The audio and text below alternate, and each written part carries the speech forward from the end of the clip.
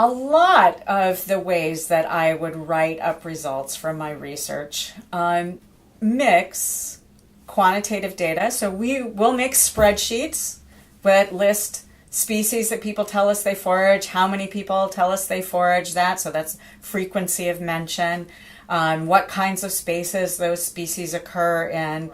And then we're going to write what are called narratives. That is an analysis, but in words, of particular topics, pieces of information.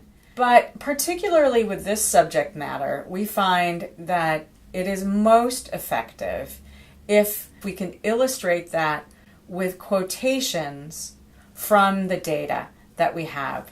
So, for example, I might write something about the general principles of how foraging knowledge is shared.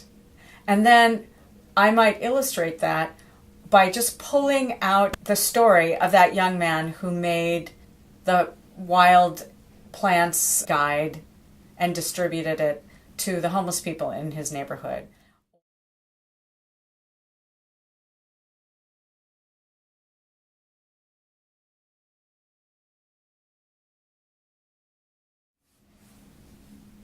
When you have hours worth of information, when you have hundreds of pages worth of information,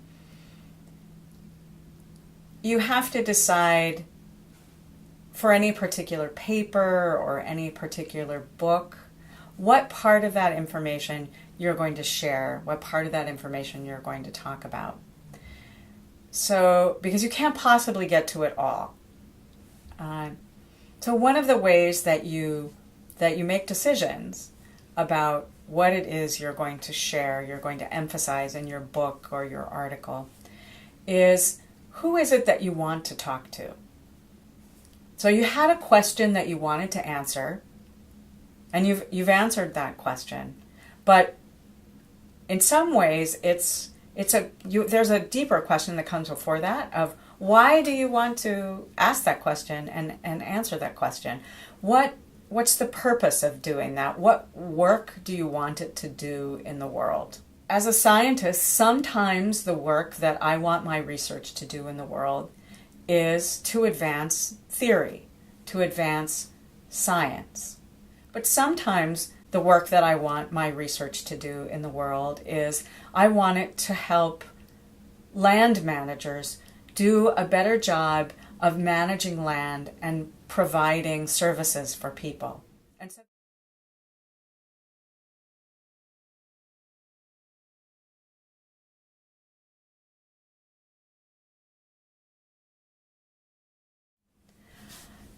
as I said, I'm a geographer. And at the end of the day, no matter what question a geographer is asking, no matter what subject matter a geographer is interested in, a geographer wants to know something about spatial and temporal patterns. So spatial patterns are how does this happen in particular places and what's the arrangement of those places in the world? Temporal patterns are how does it happen through time? So I can give examples from our research on foraging in cities. We're among the things that we're interested in knowing because we want to be able to provide useful information for the people who plan urban green spaces and who manage urban green spaces is where are people foraging? So we ask that question. Where do you forage? And what we learned about the spatial patterns of foraging in cities is that people will pick mushrooms and plants any place they'll grow.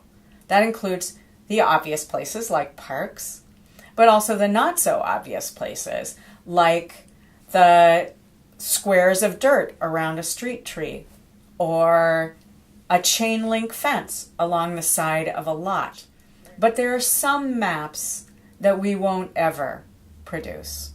Lots of what people forage in cities are really, frankly, weeds, and nobody's worried about the sustainability of foraging for weeds.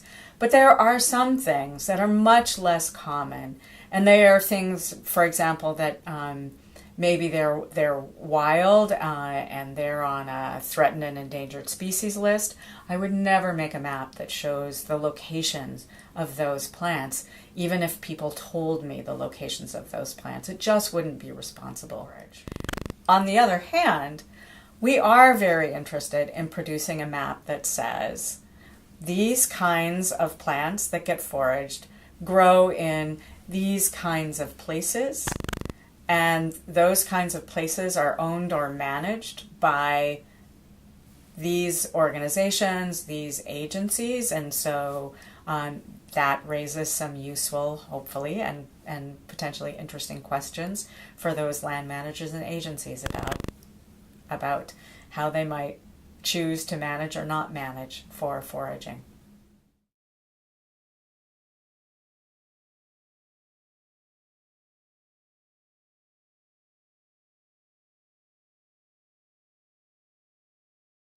Visit the Natural Enquirer website for more information. There you can learn more about explaining your results and sharing them with others.